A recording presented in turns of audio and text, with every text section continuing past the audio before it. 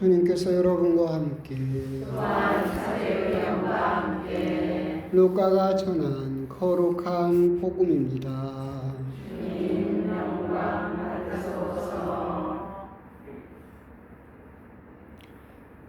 그때 예수님께서는 갈릴레아의 가파르나움 고을로 내려가시어 안식일에 사람들을 가르치셨는데 그들은 그분의 가르침에 몹시 놀랐다. 그분의 말씀에 권위가 있었기 때문이다. 마침 그 회당에 더러운 마귀의 영이 들린 사람이 있었는데 그가 크게 소리를 질렀다. 아, 나자렛 사람 예수님, 당신께서 저희와 무슨 상관이 있습니까? 저희를 멸망시키러 오셨습니까? 저는 당신이 누구신지 압니다. 당신은 하느님의 거룩하신 분이십니다. 예수님께서 그에게 조용히 하여라, 그 사람에게서 나가라 하고 꾸짖으시니 마귀는 그를 사람들 한가운데 내동댕이 치기는 하였지만 아무런 해도 끼치지 못하고 그에게서 나갔다. 그러자 모든 사람이 몹시 놀라 이게 대체 어떤 말씀인가? 저희가 권위와 힘을 가지고 명령하니 더러운 영들도 나가지 않는가? 하며 서로 말하였다. 그리하여 그분의 소문이 그 주변 곳곳으로 퍼져나갔다. 주님의 말씀입니다. 그리스도님 찬양합니다.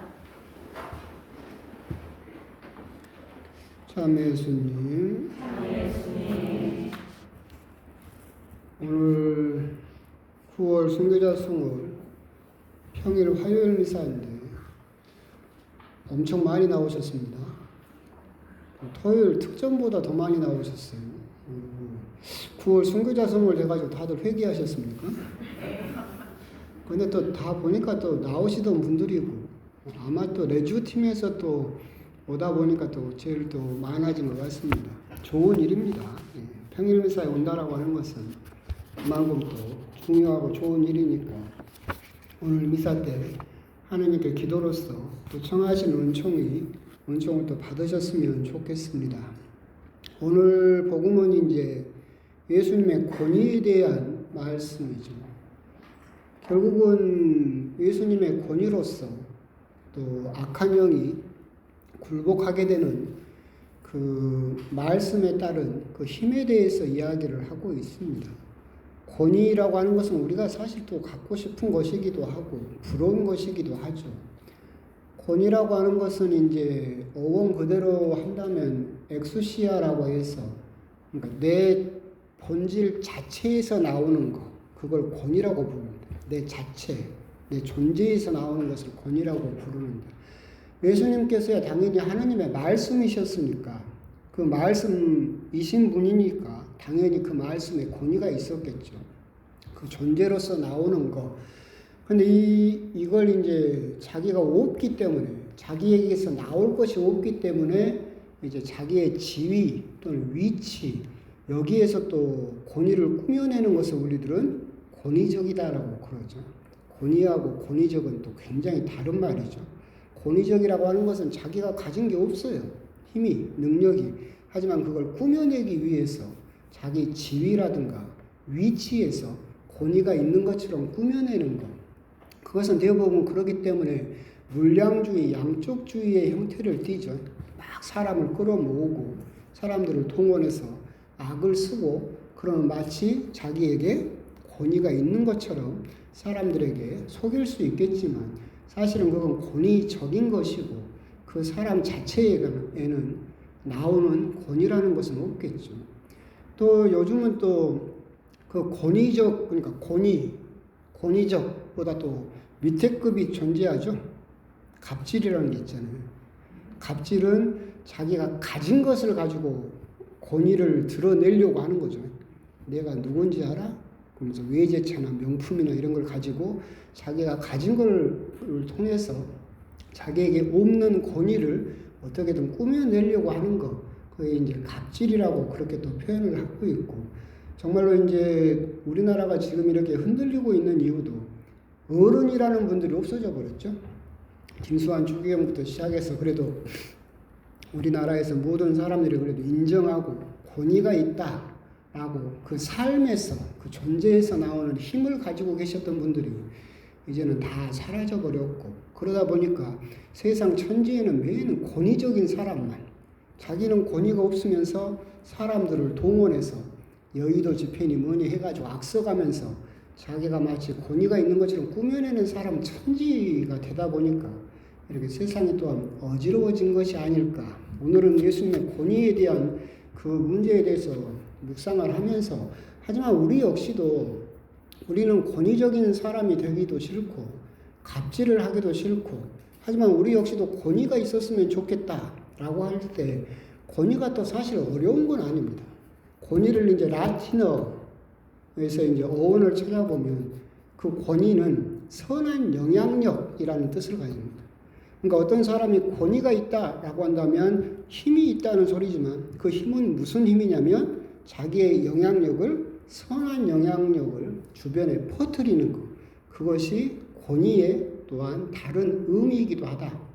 내가 성당에서나 가정에서나 권위적이 그럼 되면 안 되겠죠. 없는 권위를 가지고 꾸며내는 거, 그건 안 되겠고, 정말로 내가 권위가 있는 아버지, 권위가 있는 어머니 이렇게 되고 싶다라고 한다면 나는 과연 주변 사람들에게 선한 영향력을 주고 있는가?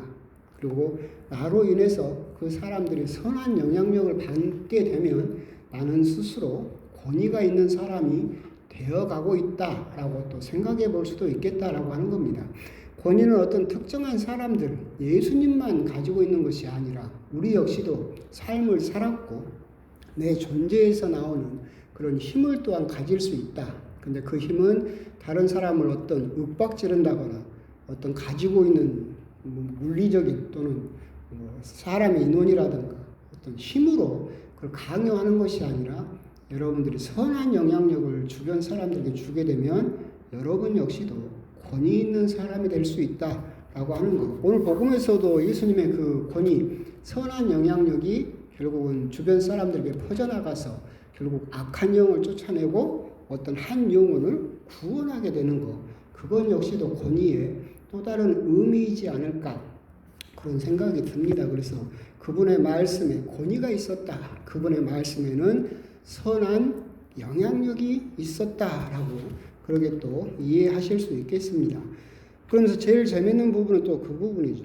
더러운 마귀의 영이 있었는데 이 영이 소리를 지릅니다. 나자렛 사람 예수님, 당신께서 저희와 무슨 상관이 있습니까? 저는 당신이 누구신지 압니다. 하느님의 거룩하신 분이십니다. 정확하게 이 더러운 영 사탄은 예수님의 누구신지 알고 있었죠. 그렇죠? 하지만 가는 길은 정반대였었죠. 세상에서 돌아가는 것을 보면 정말로 예수님을 안다는 사람 천지죠. 그 경남에만 자기가 예수님이라는 사람이 지금 50명이 넘었대요. 그렇게 세상 이 좁은 땅덩어리에도 예수님 전국으로 틀면 한 100명 나오겠다. 그죠? 그렇게 자기들이 예수님이고 그러면서 당신이 누구신지 안다라고 큰 소리를 치고 있지만, 사실 오늘 더러운 영이 외쳤던 것처럼 예수님이 누구신지 알고 하지만 가는 길은 정반대의 길을 가는 사람들이 참으로 많다라는 생각이 듭니다. 옛날에 잠깐 그런 말씀을 드린 적이 있었었죠. 바나나 우유 이야기 들었었죠? 바나나 우유에서 바나나가 그 과즙 몇 프로 들었다겠어요? 1% 들었어요. 1%. 그럼 99%는 딴 것 들었죠? 근데 이름은 뭐예요? 바나나 우유예요. 근데 막 사람들이 항의를 해서 이름을 바꿨어요. 뭘로? 바나나 맛 우유. 그러니까 맛은 난다 이거지. 그죠? 1% 들었는데 이름은 바나나 맛 우유로. 그리스도 맛 신자도 있어요. 긁었죠. 그러니까 아까 말한 것처럼 나는 당신이 누구신지 압니다. 하느님의 거룩하신 분이십니다. 맛은 무슨 맛이 나요? 예수님 맛이 나요. 근데 99%는 뭐예요? 딴 거예요.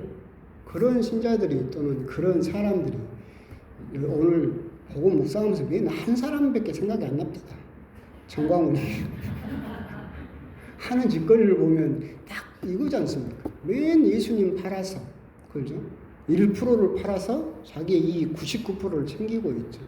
정말로 그런 그냥 바나나 맛 우유인 것처럼 그리스도 맛 신자로서 그렇게 우리 역시도 살 수 있는 그런 위험이 있다. 당신이 누구신지 압니다. 하느님의 거룩하신 분이십니다. 근데 나랑 뭔 상관이 있대요? 이렇게 살아버릴 수 있다. 결국은 예수님을 믿는다라고 말은 하지만 십자가는 싫어요. 십자가는 거부해요. 성모님을 사랑합니다라고 이야기를 하지만 순명은 싫어요. 안 하고 싶어요. 교회는 다닙니다. 성당을 다닙니다라고 말은 하지만 순교는 안 하고 싶어요. 그럼 우리들은 뭐가 되는 거예요?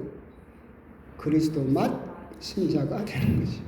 그냥 맛만 나요. 맛만 나. 아, 성당 다니는 사람이구나.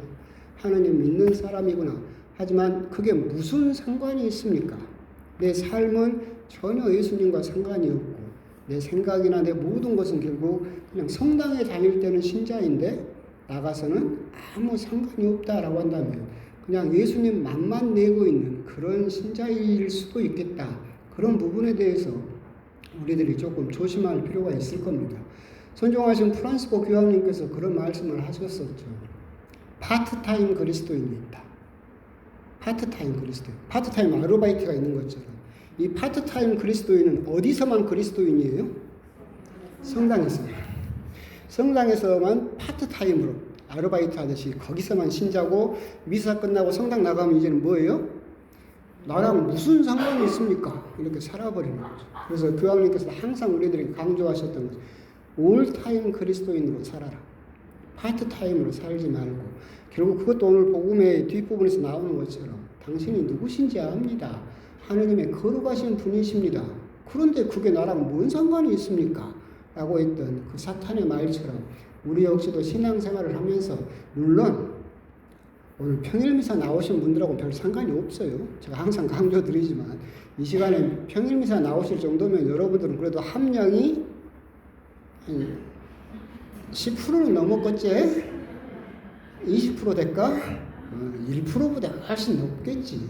근데 이제 그렇지 않은 분들을 생각을 했을 때 결국 맛만 내다가 결국 진짜의 그 바나나 맛을 있게 하는 것처럼 우리 역시도 신앙생활에서 그렇게 돼버릴 수 있겠다라고 하는 점 오늘 복음을 통해서 그냥 묵상할 수 있는 부분은 두 가지 되죠. 권위. 나 역시도 참된 권위를 갖고 싶다라고 한다면 내 가정에서 내 성당에서 선한 영향력을 주변 사람들에게 주어야 되겠다. 그리고 두 번째 묵상할 수 있는 부분은 그 더러운 영이 했던 말처럼 하는 예수님을 알고 그분의 정체를 알면서도 그게 무슨 상관이 있습니까? 라고 하는 바나나 맛 우유처럼 그리스도 맛 신자처럼 우리 역시도 그런 신앙에 빠져버릴 수 있다라는 위험에 대해서 한번 또 곰곰이 묵상을 해보셨으면 좋겠습니다. 아멘.